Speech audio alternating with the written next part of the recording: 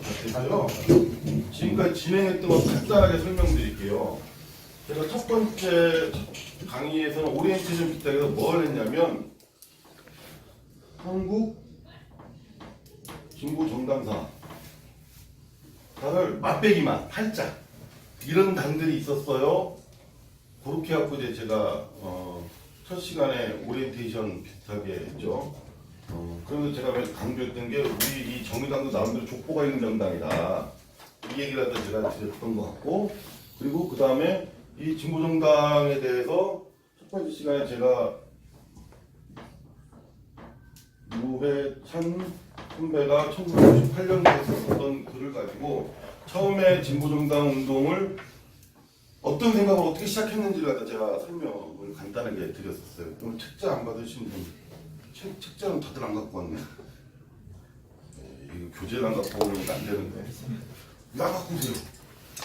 아니 좋아가지고요. 책은 있는데 책보다는 보다 보면 우리 강의에 더 예, 집중이 알겠습니다. 있으니까.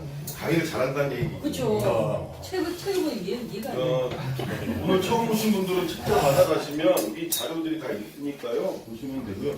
두 번째로 했었던 게 독일 사민당 얘기를 했었죠. 예. 독일 사회민주당 얘기를 했는데 이때 이 독일 사민당이 뭐라고 제가 말씀드렸나요? 전 세계 최초의 뭐 사회주의 또는 뭐 좌파 또는 진보적 대중정당이라고 이 얘기를 제가 설명을 드렸어요. 그리고 이 당의 근원을 말씀드리면서 막스를 말씀을 드렸고, 그 다음에 이 당이 어떻게 변절됐나, 특히 제1차 세계대전에 어떻게 참전하면서 어떻게 변절됐나를 얘기하면서 웬 여성 혁명가를 제가 말했죠. 로자 루텐브루크를 이야기했습니다.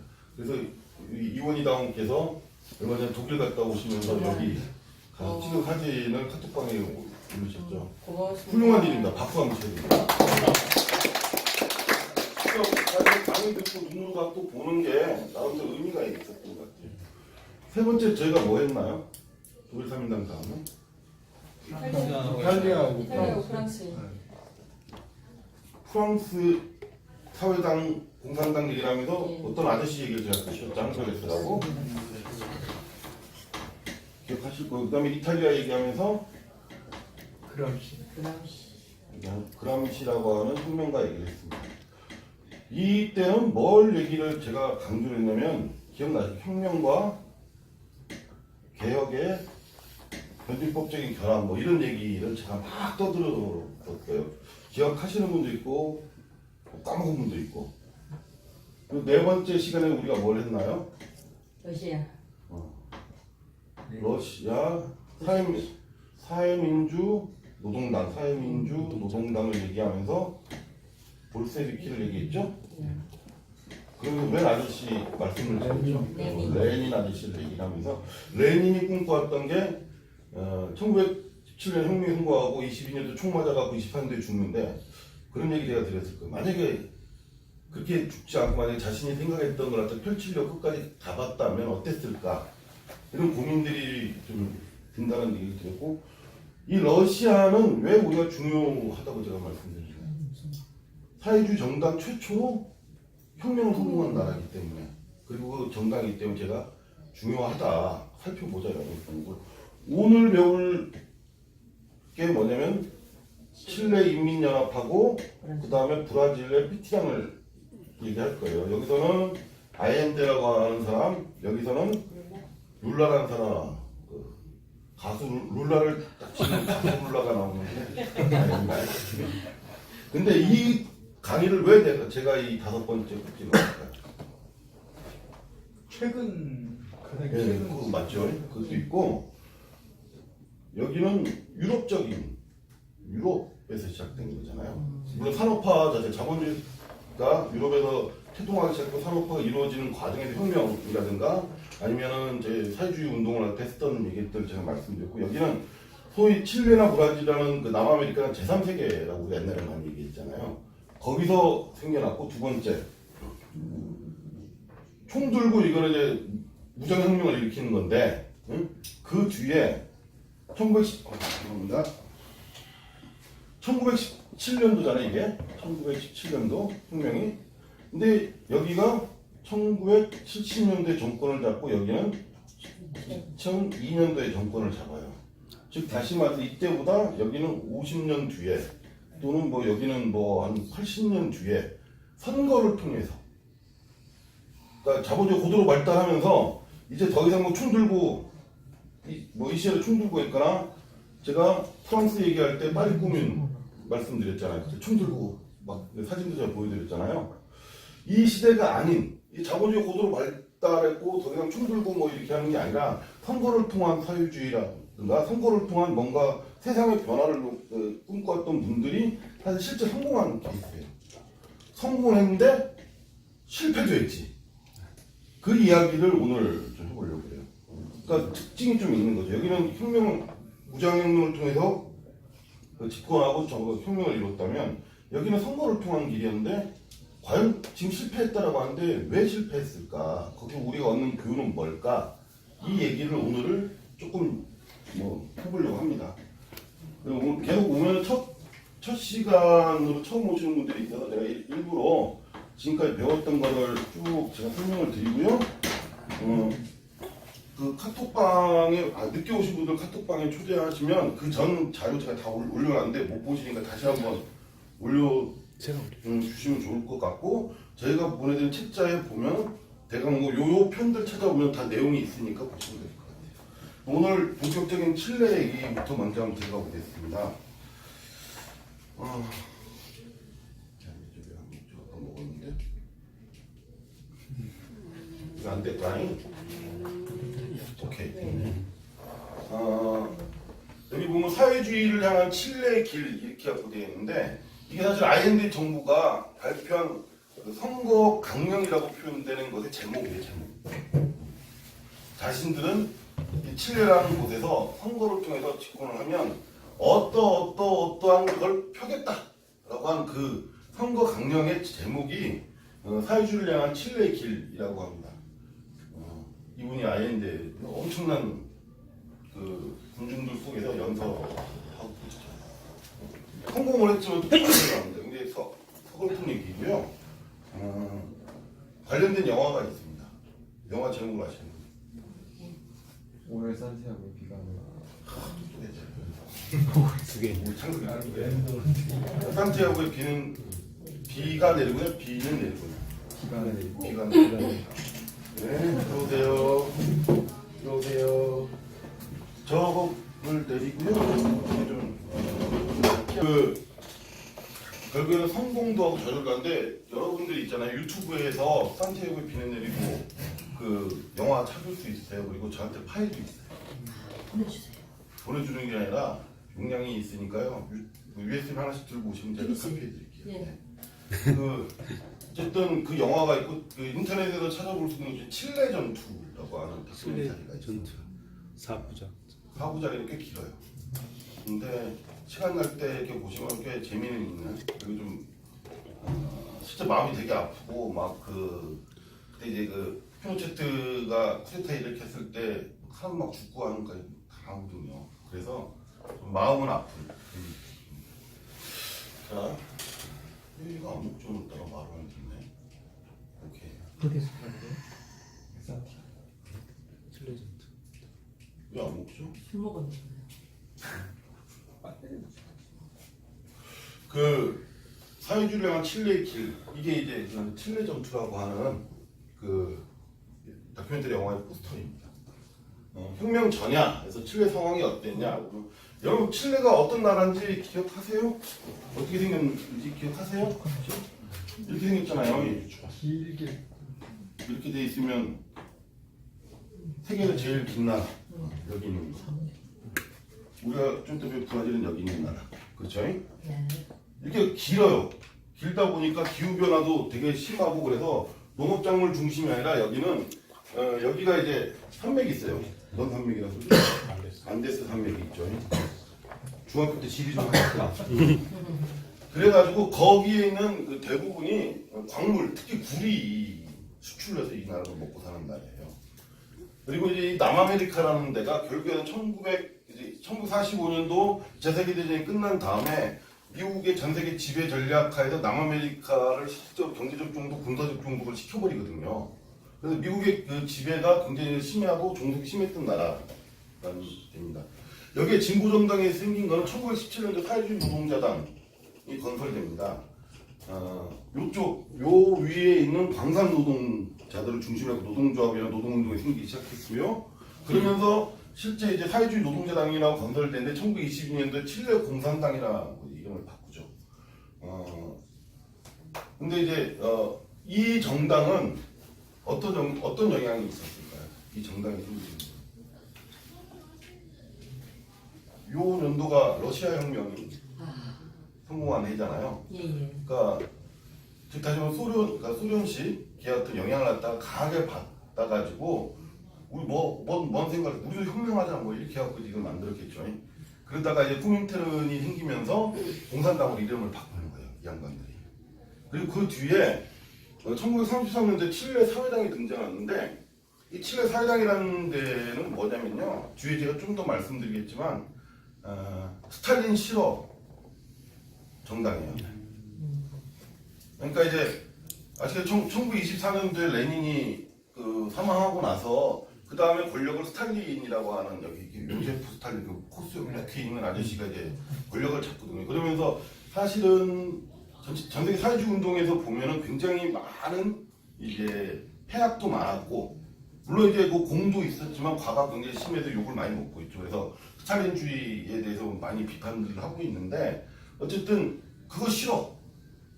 그런데 자본주의는 변화시켜야 돼. 이러면서 33년도에 칠레 사회당이 등장합니다. 우리가 배울 아옌데라는 분은 뭔 출신인지 아세요? 의사.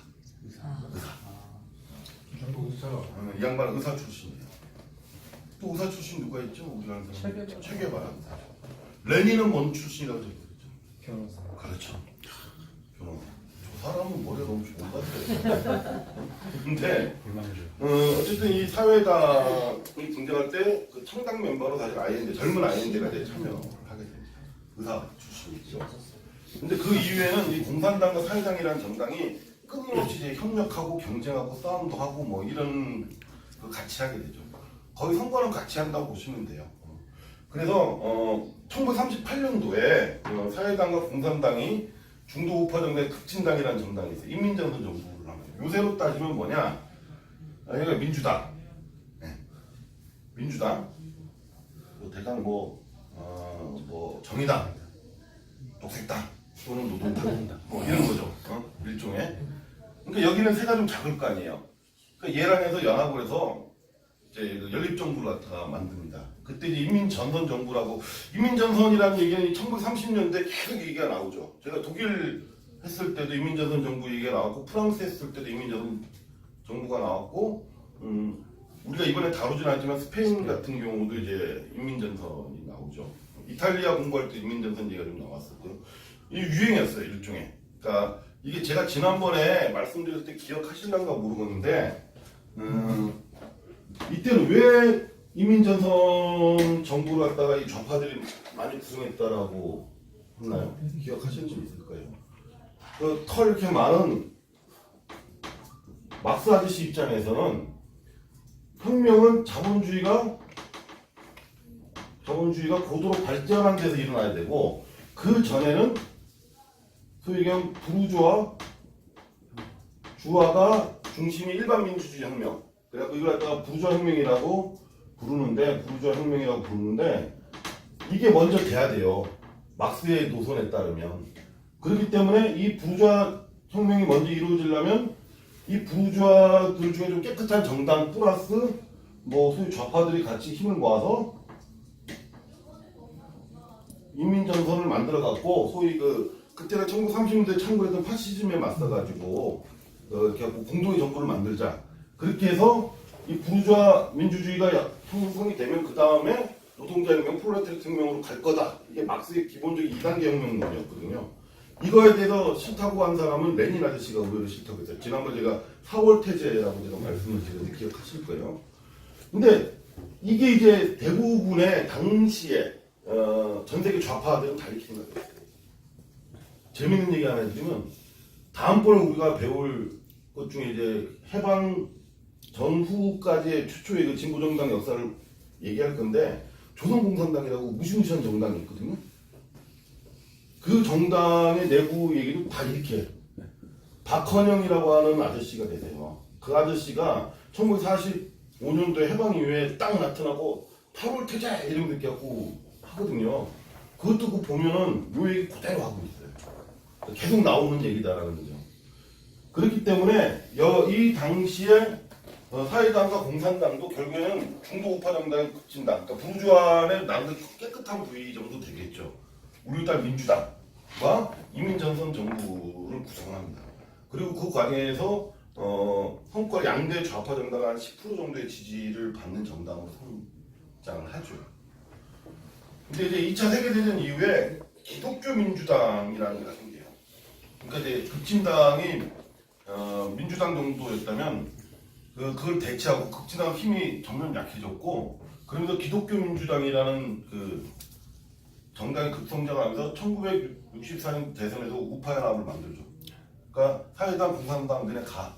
우리는 우리끼리 만들 거야. 우파연합을 만들어서 프레이라고 하는 사람이 대통령이 되고요. 이 사람의 슬로건은 자유 속의 혁명. 꽤 멋있지 않습니까? 자유 속의 혁명. 이게 이제 이 사람의 슬로건이었어요. 그러니까 이제 자본의 자유를 확대해서 좀 잘 먹고 잘 살게 만들어야 되고 그 과정에서 물론 이제 그 공이 있습니다. 뭐가 있냐면 미국이 이 구리 광물 갖고 굉장히 장난을 치니까 정부가 51%를 갖다가 투자를 해가지고 그 자본을 사들여요. 그러니까 51% 지배를 하는 거지. 외국 자본이 아무리 들어도 51%는 자기네들이 갖고 어쨌든 먹고 살게 하려고 그런 어떤 거는 있었지만 전반적으로는 사실은 굉장히 요렇게 인민전선 정부를 구성했던 것보다는 오른쪽으로 후퇴하는 상황입니다. 그리고 이 64년도 대선 때 IND 아저씨가 출마를 하셔요. 출마하는데 떨어지죠. 왜 안 먹지? 예. 근데 이 정당 제가 이제 두 개 정당 제가 말씀드렸잖아요. 공산당하고 사회당인데요. 얘가 공산당입니다. 공산당. 홍사탕은 아니야. 네, 사회당. 딱 이제 여기에 한 명 있고 자기네들이다 이렇게 돼 있죠. 이 칠레 인민연합이 결국 1970년도에 IND 정부를 갖다가 세우는데 그 기반이 된 두 개의 정당이 있어요. 근데 이 정당은 조금 차이가 있는데 공산당 제가 아까 말씀드렸죠. 1917년도 러시아 혁명의 영향을 받아서 만든 정당이고 그 이후에 세계 사회주의 진영의 연합체였던 그 코민테른의 지위를 받게 됩니다. 1951년도에 사회주의와 칠레의 길이라는 노선을 갖다가 이 정당을 확립하는데 이 정당은 주로 아까 1938년도에 인민전선에 갖고 정권을 잡는다고 얘기했잖아요. 제도정치 틀에서 중도우파 세력과 협력해서 사회주의 정치를 실현하겠다 라고 하는 게 이제 이 사람들 얘기였어요. 근데 재밌는 걸 제가 말씀드려요. 6만 당원인데 3,618개 그 문헌으로 남아있는 건데 세포가 있을 거예요. 이 세포는 지역, 현장, 부문 이런 데 당원들 모임이 있었다는 거예요. 살아있었다는 거죠. 그러니까 이 얘기를 제가 왜 드리냐면 결국 이 세포가 살아있어야 당의 기반 조직이 살아있어야 집권할 길로 간다. 위에서 아무 의원들이 잘해봤자 사실은 소용없다는 얘기를 제가 몇 차례 드렸는데 우리 지역 이제 성북구의원에서 보면 나름대로 좀 시사하는 바가 있는 얘기겠죠.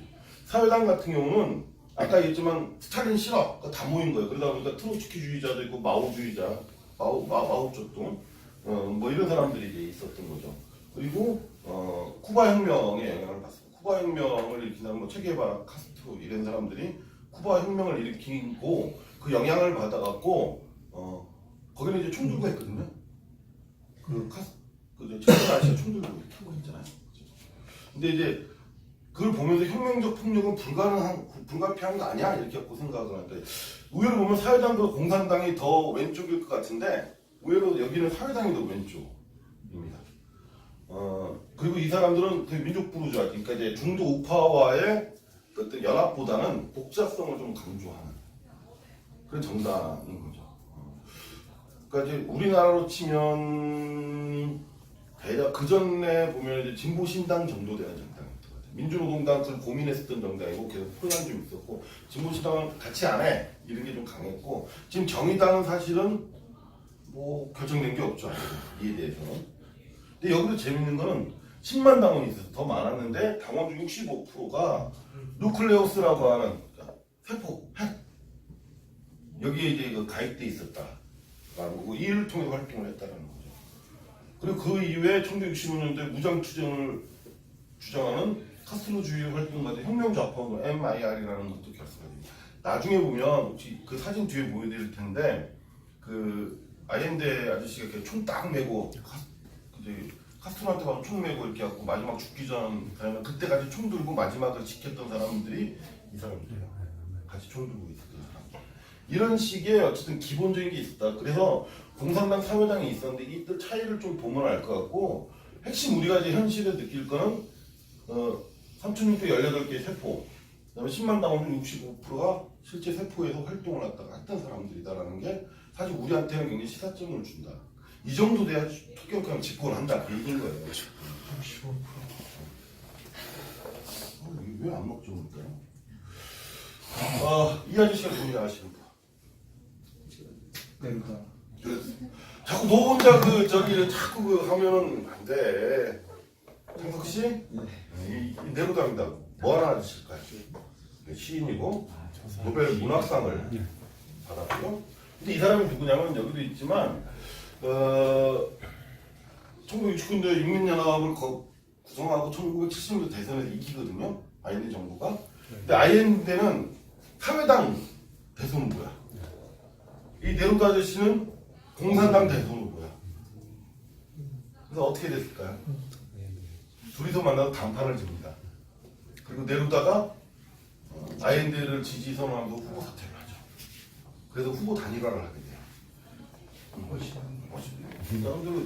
근데 재밌는 게 이 사람은 아이엔데 정부 뒤에 문제점들이 좀 있어요. 이거에 대해서 굉장히 비판적이었어요.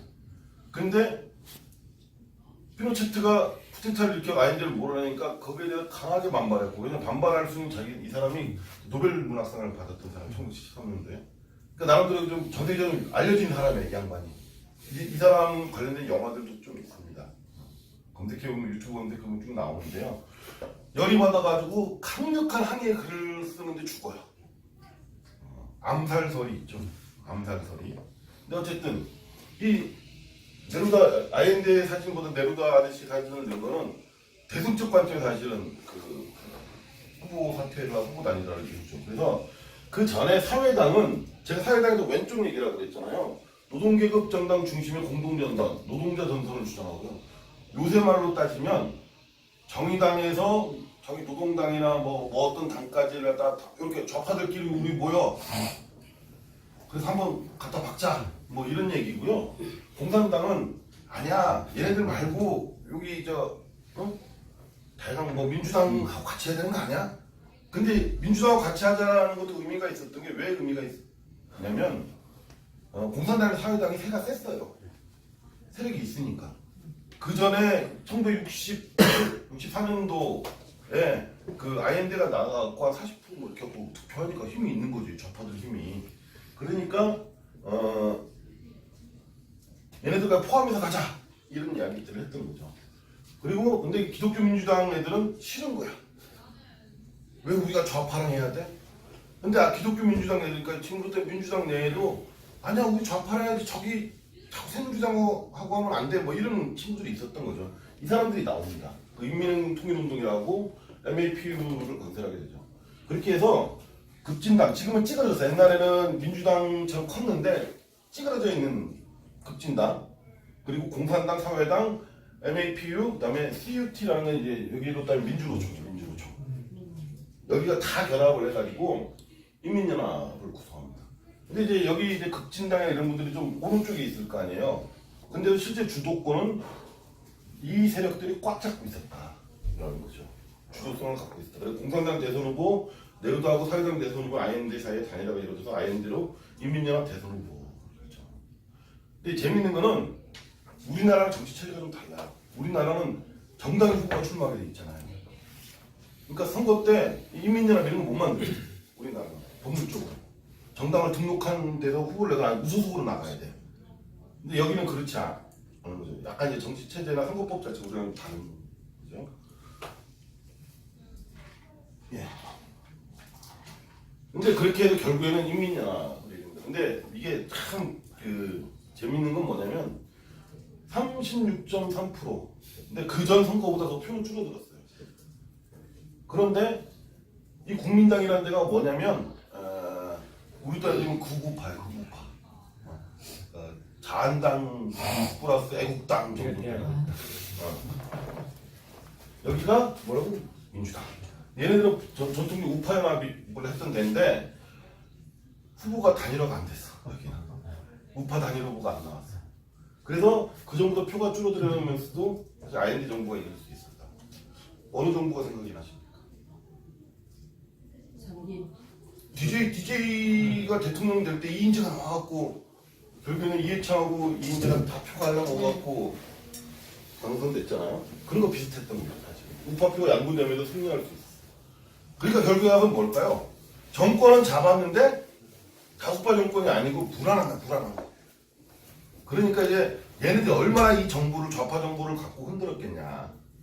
별놈들이 다 흔들었겠죠. 별짓을 다 했을 거고요. 근데 재밌는 건 우리가 좀 고민해봤으면 좋겠는 게 저는 인민연합의 공동선거강령 아까 제가 말씀드렸지만 사회주의로 가는 칠레 길에 있는 얘기입니다. 지금 현재 우리 정의당이 주장하고 있는 것과 굉장히 비슷하고 유사하고 또 필요한 얘기죠. 특히 IND 아저씨가 제가 뭐라고 그때 말씀드렸어요. 의사 출신이라고 그랬잖아요. 그러니까 아동 의료 문제 이런 것들에 굉장히 사실은 관심이 높았어요. 그래갖고 15세 이하 어린이들에게 분유를 무상으로 제공하겠다. 15세 이하요? 네, 15세 이하의 전지 분유 같은 5세도 15세. 우유 15세까지는 커야 될 사람이다. 이런 게 얘기죠. 분유, 우유는 아직 분유. 옛날 전지 분유 가루 우유 있잖아요. 맛있죠? 안다는 사람만 아는.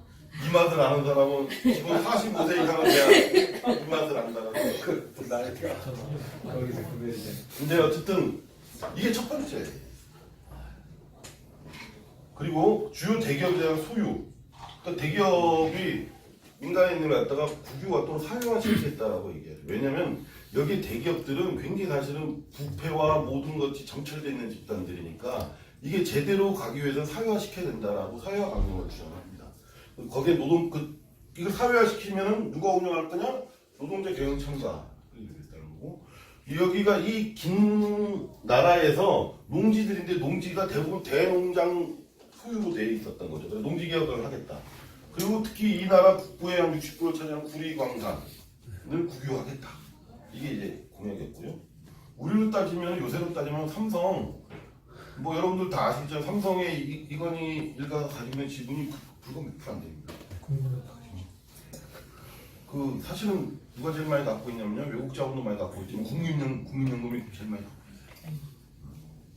그걸 통해 사실은 삼성을 국민의 것으로도 만들 수는 있어요. 사실은 작정만 하면 안 하고 있는 거지 사실은. 근데 이런 것들을 하겠다라는 거였어요. 양반이. 그리고 국가 권력의 민주화는 헌법 개정과 사법부의 개혁을 하겠다. 헌법 개정하겠다. 많이 이거 듣던 얘기죠. 우리가 적폐청산하면서 얘기했던 것 중에 하나가 뭘까요? 우리가 문재인 정부 들어서면서 헌법 개정하라고 얘기했었던 거고 사법파동에 대한 사법농단 이거 파치자.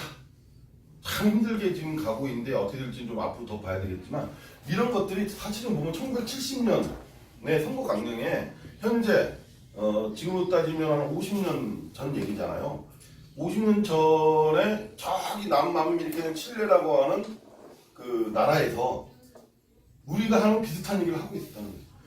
요 얘기로 따지면 무상급식 같은 거예요. 이게 쉽게 얘기하면 무상급식. 우리가 얘기하는 이 강령을 가지고 사실 당선이 됩니다. 근데 어떻게 됐을까요? 굉장히 싫어하지 않았겠어요? 자본가, 미국, 군부 싫어했는데 주가가 2주 만에 50%가 폭락하고 외국 자본이 빼버린 거죠. 그리고 슈나이더라는 군 총사령관이 그래도 어쨌든 선거로 당선됐으니까 인정해 주자라고 했다가 납치돼서 총 맞아서 암살당합니다. 그리고 기독교 민주당이 그래서 결국에는 뭐냐면 이 원내에서는 의회 내에서는 이 사람들이 다수파였어요. 이 다수파가 헌법 보장, 즉 따지면 너 헌법 지킬까 말 거야. 이걸 갖다 사인 받고 법을 갖다 통과시키고 사인 받고 취임에 동의를 해줍니다. 이때 왜냐면 다 과반수가 안 될 경우에는 상하원 동시 투표를 통해서 대통령을 결정을 하는데 관례상 1등한테 몰아주기로 해서 끝내거든요. 근데 이제 그걸 안 하겠다라고 버티는 게 없다고 해요. 그래서 아이엔드 대통령 취임사를 한번 주기로 신뢰 역사의 전환점을 맞아 인민이 운명을 자신의 손에 쥐고 사회주의와 민주주의적 길을 걷기 시작했습니다. 나는 풍요로움을 약속하지 않습니다. 나는 오직 진정한 자유와 존엄을 약속할 뿐입니다. 알죠? 참 멋있지 않습니까? 이게 이제 취임식 때 사실입니다. 취임식 때. 넘어갈게요. 그래서 사실은 정권을 잡고 초기 1년은 뭐 거침없이 달려갑니다. 그래서 사회주의 평화적 기획, 그 개혁과 좌절인데 집권 1년 동안 개혁을 성공하죠. 아까 제가 말씀드렸잖아요. 이게 벨라비스타 섬유 공장이라는 게 우리로 따지면 그때 당시에 이제 섬유 산업이 굉장히 활발할 때였잖아요. 그래가지고 우리로 따지면 삼성 계열사의 제일모직 뭐 이런 거 같은 거예요. 이런 걸 갖다가 독점 기업을 갖다가 사회화 시켜버립니다. 그리고 국유광산 국유화 시켜버려요. 그래서 이 통제권을 갖고 거기서 벌어들인 돈이 자본가들이 갖고 가는 것이 아니라 이 돈으로 국민의 복지를 갖다가 확대시키겠다라는 게 어쨌든 이 정부의 나름대로 계획이었던 거예요. 그리고 농지개혁 대상을 200에이커 이상의 토지 확대해서 600만 헥터 중간계급에 대해서는 신용대부로 확대해줍니다. 왜냐면 먹고 살기가 힘든데 그럼 저리로 해서 돈을 갖다 빌려주고 그래서 중간계급은 특히 이제 장사하는 사람들이 많을 거 아니에요.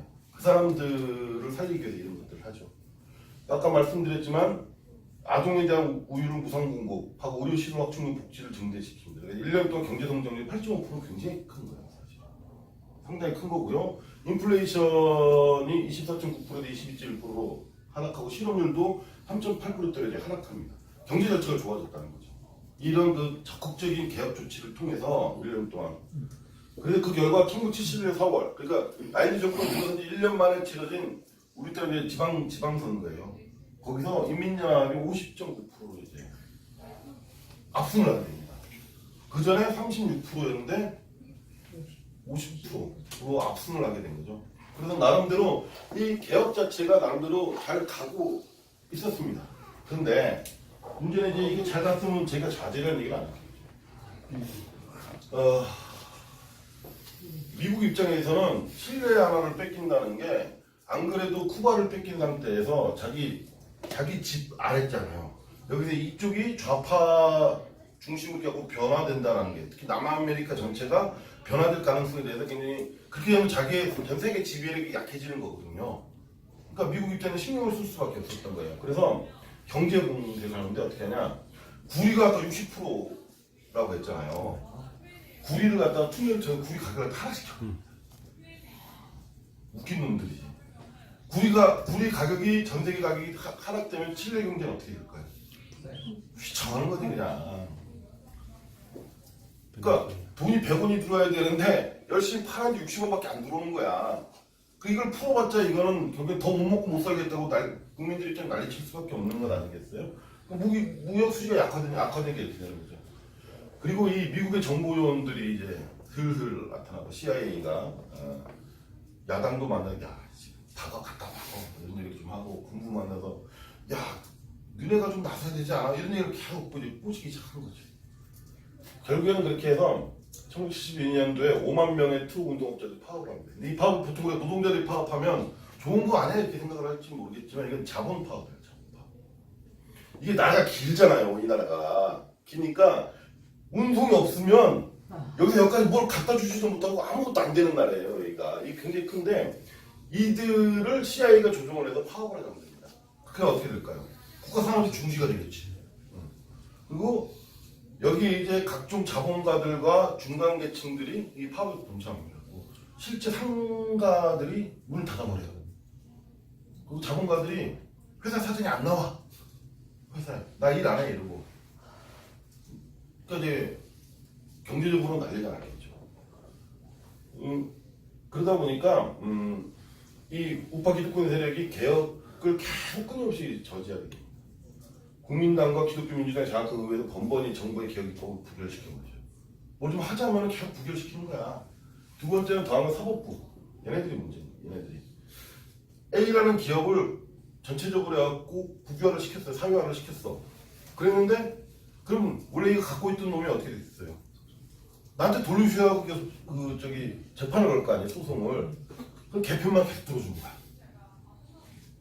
그래갖고 매번 원소유자에게 반환을 결정. 그러니까 이 아이엔드 아저씨가 참 나름대로는 열심히 고민을 하고 어쨌든 이 정부를 갖다가 이끌어보고 선거를 통해서 세계 최초로 만든 사회주의 정부가 어쨌든 이끌어 나가기 굉장히 고민을 많이 했는데 한계가 이제 부딪히고 힘이 부딪히는 거죠. 특히 이 미국과 자본가들의 하고 고민해 보세요. 정의당이 집권하면 어떻게 될 건가?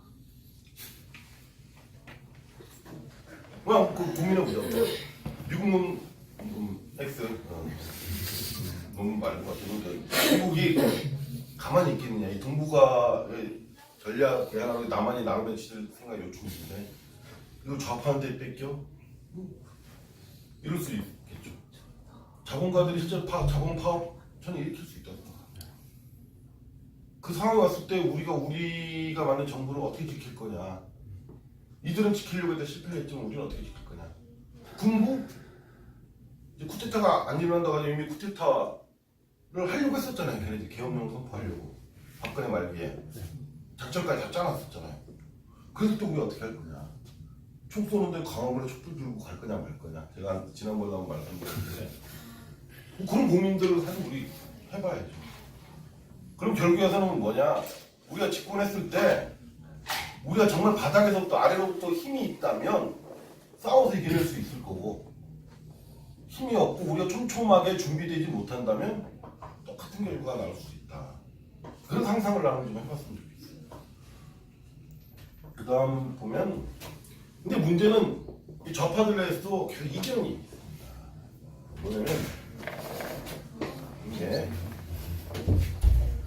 아까 사회당은 좀 왼쪽이라고 제가 말씀드렸죠. 사회당은 민중이 주도하는 사회주의 개혁을 추진하기 위해서는 인민연합위원회라고 해서 이제 선거 때 인민연합을 각 지역별 다 꾸렸을 거 아니에요. 우리로 따지면 공동선거대책본부 뭐 이런 거겠지. 이걸 갖다 해체하지 말자. 계속 그것이 유지하면서 같이 저쪽에서 반격을 할 때 우리도 같이 맞받들어 싸워야 되는 거 아니야? 이런 주장을 좀 했었던 거예요. 이를 민중권력기관, 즉 다시 말해 아래로 또 국민의 힘으로 어쨌든 이걸 갖다 지켜낼 수 있는 권력의 기관으로 가자 이런 거였고요. 지역 대중조직 기반에서 가격 및 공급위원회 왜 이게 들어갔어요? 가격 및 공급위원회가 왜 여기 있을까요? CI 조정에 의해서 있잖아요. 제가 말씀드려요. 큰 슈퍼마켓 시장 문 닫아버리는 거야 얘네들이. CI에서 조정을 어떻게 하냐? 야, 너네 일주일만 문 닫아 돈은 내가 줄게. 이 짓을 한 거예요 사실은. 그러니까 어떻게 되겠어? 물건이 없어서 사람이 못 먹고 사는데 가격 및 공급위원회가 등장해서 문이 닫힌 상가를 갖다 열고 가격을 결정해서 그 물건을 갖다 팔고 근데 이걸 갖다 자기네들이 가지면 안 되니까 이제 그 돈통에다 그대로 넣어주고 너 파업하지만 우리가 운영을 우리가 할게 이렇게 지역별로 이런 걸 만든 동네별로 만든 거죠. 상품 유통과 판매를 담당하고 공장에서 사장이 안 나와 공장장도 안 나와 근데 생산통제위원회라는 걸 갖다 만들어서 노동자들이 또는 노동조합이 자주관리를 하는 거예요. 우리는 공장에 돌아갈게 너는 나오든 말든 난 잘 몰라 이걸 한 거죠 사실은. 이런 것들이 필요하다 이렇게 해서 밑에서부터 싸우자 라는 파가 있었고 아이디어 공산당은 어쨌든 간에 그 평화적 이행이라고 하는 선거를 통한 사회주의라고 하는 것들을 달성하려면 아래로부터 하는 것보다 어쨌든 위에서 의회제도 법률적 틀 안에서 해보자. 그러면서 그렇게 하면 어떻게 되겠어요? 개혁의 수준 좀 낮추고 애들 좀 달래보자. 기독교 민주당 좀 도와줘. 수람 살게. 세게 하면 쏠게. 뭐 이런 거죠. 근데 이제 그게 잘 되냐? 술도 먹고 안 해주는 거지 인간들이 나쁜 놈들이죠. 그래서 막 뭐 신경제 정책이라는 걸 발표해서 사회화 대상을 축소하고 중소기업 국유화도 안 하고 뭐 이렇게 어쨌든 걔네들하고 잘해보려고 노력을 하는 겁니다. 그러면서 한편으로는 노동자 여러분 싸우지 말고 좀 우리 좀 도와줘. 너네가 도와줘야지. 그래서 문재인 정부가 그런 얘기 하잖아요. 야, 너네가 우리 좀 도와줘야지. 파업하지 마. 최저임금 좀 이렇게 좀 적당히 가면 안 될까? 52시간 노동 이렇게 탄력제로 운영하면 안 될까? 뭐 이렇게 된 거죠, 사실. 그러다 보니까 이제 이게 사실은 단일한 힘으로 뭉쳐도 만만치 않을 텐데 이런 내부의 노선의 갈등이 존재해요. 그래서 결국 집권 초기에 개혁을 추진하는 과정에서 이 대중적 기반을 갖고 힘 있을 때 밀어붙였어야 되는데 자꾸 지금 유지하려다 보니까 타협을 계속 하게 되는 거죠. 오늘날 2018년도 한국 사회를 다시 한번 우리가 볼 수 있는 촛불혁명을 통해서 우리가 소위 개혁적인 정부, 민주주의 정부를 다시 세웠다라고 하지만 과연 지금의 정부가 과연 그러한가? 제대로 적폐청산을 하고 있는가? 이런 부분에 대해서 다시 한번 생각해 볼 만한 거리가 좀 있는 거죠. 네. 이 산업 코르돈이라는 게 있어요. 칠레 아주 특이한 건데요. 뭐냐면 칠레는 노동조합이 있잖아요. 하나의 공장이 25명 이상이 될 때만 노조를 만들 수가 있어요. 그럼 25명 미만의 노동자들인데는 노조를 못 만들어, 법률적으로. 볼 때리는 법이지, 이게 사실. 우리는 만들 수 있죠? 네. 제 지담 사장 입장에서 저희 직원들이 노조를 만든다면 제가 어떻게 할까요? 직장 폐쇄하고 도망가요. 농담인데. 아이고, 저 주주 아니십니까? 폐쇄해야죠. 잘라줘, 나중에 잘라줘. 근데 이런 거예요. 노동법 자체가 웃기니까 25명 이상만 된 데는 노조에 가입할 수 있어요. 그럼 어떻게 대공장만 노조에 가입하고 비조직되거나 비정규직으로 요새 표현되는 이게 그 하층 노동자라고 표현하는 이분들 같은 경우 어떨까요? 노조에 가입할 수가 없는 거야. 그런데 이 산업코드라는 거는 노동법을 웃기지 마! 한 거지. 응? 그래서 한 지역의 공장에 이런 거예요. 1000명짜리 공장의 대표도 하나, 15명짜리 공장의 대표도 하나 와서 공동으로 우리가 힘을 모아보자라고 한 거예요. 그러니까 노동조합에 가입을 못하는, 노동조합에 가입 못한 노동자들도 직접적으로 참여할 수 있는 공간을 열어주는 거지. 그래서 이 자본의 반격에 와서 노동조합, 그다음에 노동조합은 이제 25명 이상이니까 대공장 중심이겠죠. 산업코르돈, 거기에 속하지 못한 대표자들, 학생 빈민조직이 자치지. 예를 들어서 이런 거겠죠. 우리가 광주 민중항쟁 때 보면 실제 민중의 자치기구를 만들잖아요. 그래서 거기서 그 있었던 기간 동안에 뭐 사건도 없고 좀 평화롭게 유지됐다는 우리가 많은 자료라든가 비디오를 통해서 우리가 이제 봤잖아요. 그런 자치지도부를 어떻게 한 거죠. 자본의 파업에 맞서가지고. 사회적 소유의 확대, 노동자 통제 강화, 생산의 자주관리, 지역 민중연대. 이게 사실 보면 그 어렵지 않은 얘기인 게 뭐냐면 있잖아요. 우리 정의당 강령에도 이런 비슷한 얘기가 다 있어요. 그러니까 재벌의 소유를 개혁해야 된다. 재벌이 다 주고 있는 거 개혁하자. 그럼 이런 거지. 사회적 소유를 확대해야 된다. 재벌, 소수 재벌이 갖고 있는 이 소유가 아니라 사회적 소유를 확대하자는 얘기. 재벌 개혁하자는 얘기거든요. 생산의 자주관리, 노동자들 경영에 참가해야 된다. 이 얘기 지금 우리가 많이 하고 있잖아요. 이런 거죠. 그래서 이게 민중 권력의 어떤 아래로부터 그 IND 정권을 갖다 실제 받쳐주는 핵심 역할인데 결국에는 이 칠레 산업코르돈이 파리꾸민이나 러시아 소비에트가 다 이게 민중 권력 아래로부터 이 힘으로 갖고 있던 정권을 받치는 그러니까 소위 진보 정권을 받치는 힘이 돼야 될 파리꾸민이나 소비에트나 이탈리 공장평 이제 그람시에서 공장평해라고 말씀드렸는데 거기도 노조에 가입하지 않은 사람들 실제 끌어들여 갖고 공장평해를 만들잖아요. 이런 것들이 사실은 큰 힘이 되었다 이게. 그래서 재밌는 건 뭐냐면 이 자본의 파업에도 불구하고 1973년도 총선에서 승리합니다. 안녕하세요. 빨리 왔네. 서서 들어야 돼요. 아 예. 자리 정도는 제가 1부 끝나면 합시다. 네, 저희가 네, 끝났으니까. 근데 그때 나온 이제 그 피켓의 슬로건. 이 정부는 얼간이 일지 모른다. 그러나 적어도 우리 정부다. 그러면 사실은 힘을 못 해주는 거죠. 끝까지. 근데 사실은 이 70년 총선 때 우파들이 총동원 해서 이제 IND 정권을 무너뜨리려고 해요. 그러면 자기네 다수당이 돼야 되는 다수당이 못 돼요. 그러다 보니까 결국에는 총칼이 나올 수밖에 없는 이런 상황이 된 거지. 그래서 이게 이제 유명한 사실입니다. 이 기관단총, AK 기관단총은 쿠바의 카스트로가 선물을 줬다는 얘기고요. 1974년 총선 승리 이후에 첫 번째 쿠데타가 발생합니다. 이때 육군 참모총장이 이걸 막아요. 근데 IND 정부를 지키게 되게 IND 민중의 동지를 지킨다 뭐 이런 슬로건을 가지고 계속 겁나게 데모를 나갑니다. 대중들이 나가는데 이때 대중들이 힘이 있을 때 IND가 한판 붙자하고 붙었을 때 IND가 다시 타협을 해요. 군부하고 타협을 하죠. 미안한데 너네도 그럼 장관자들도 두고 와서 좀 유지를 좀 해줘야 되지 않겠니? 그러면서 군부의 요구대로 피노체트를 참모총장으로 만듭니다. 피노체트가 제일 존경했던 인물이 누군지 아십니까? 박정희죠, 박정희. 박정희를 굉장히 존경했다고 합니다. 네, 그대로 따라서 그대로 독재했죠. 근데 이 임명을 합니다. 이때 사실 민중의 힘으로 한번 세게 갖다 박았어야 되는데 싸웠어야 되는데 어쨌든 군부와 타협을 통해서 정권을 유지하려고 했었던 거예요. IND 입장에서.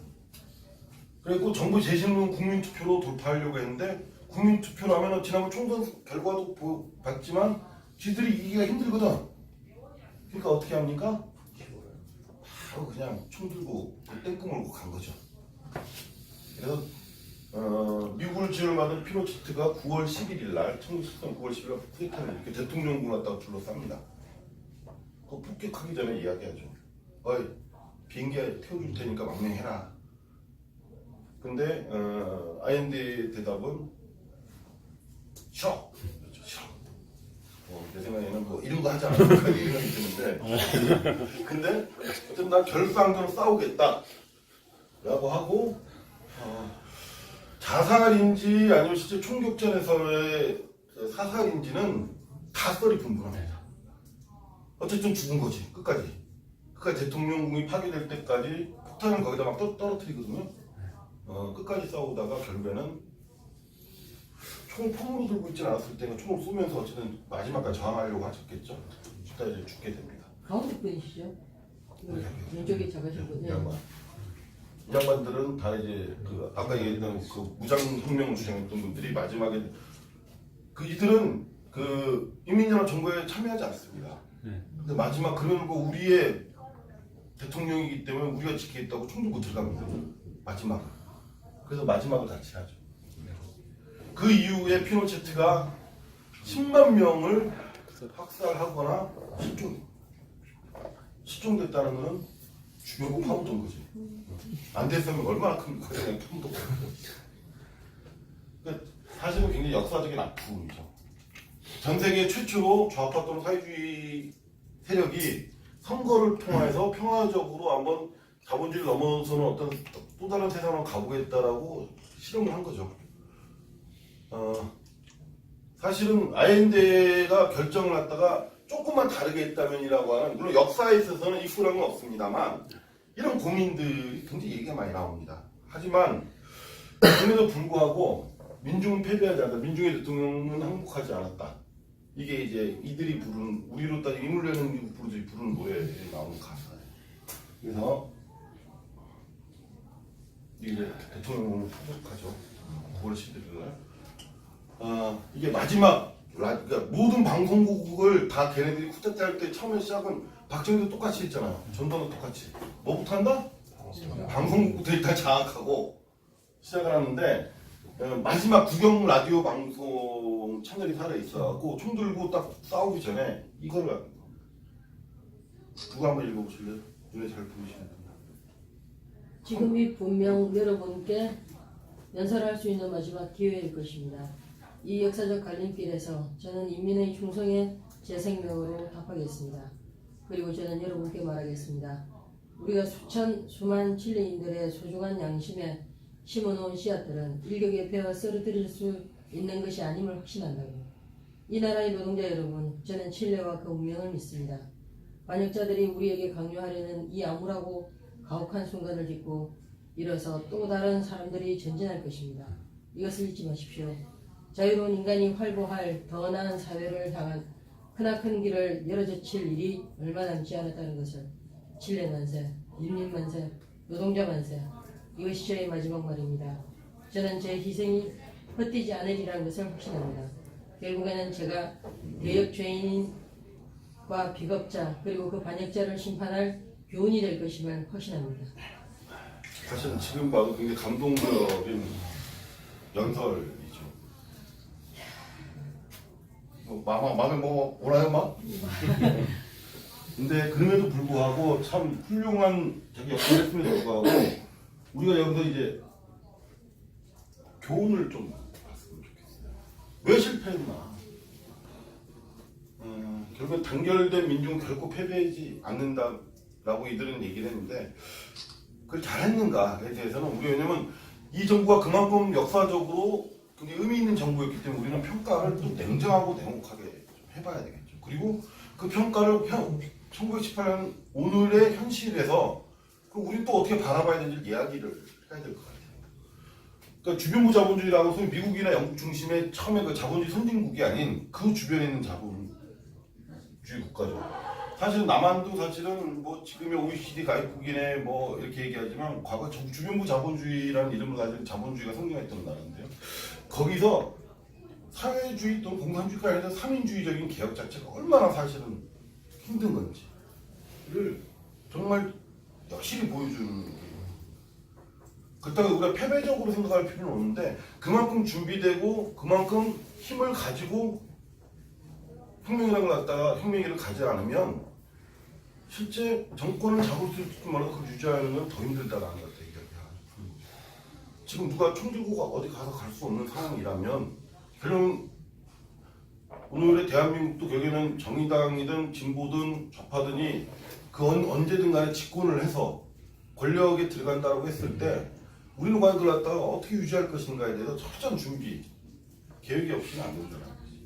두 번째는 기존에 국가기구가 있습니다. 제가 지난번에 한번 그 설명을 할 때 국가기구가 두 가지가 있다. 하나는 억압적 국가기구가 있고 그게 대표적인 군대, 경찰, 사법부 뭐 이런 얘기를 했고 이데올로기적 국가기구 하면 교육기관이라든가 뭐 문화 뭐 이런 거가 있다라고 그람시 얘기할 때 제가 뭐 설명드린 적이 있었어요.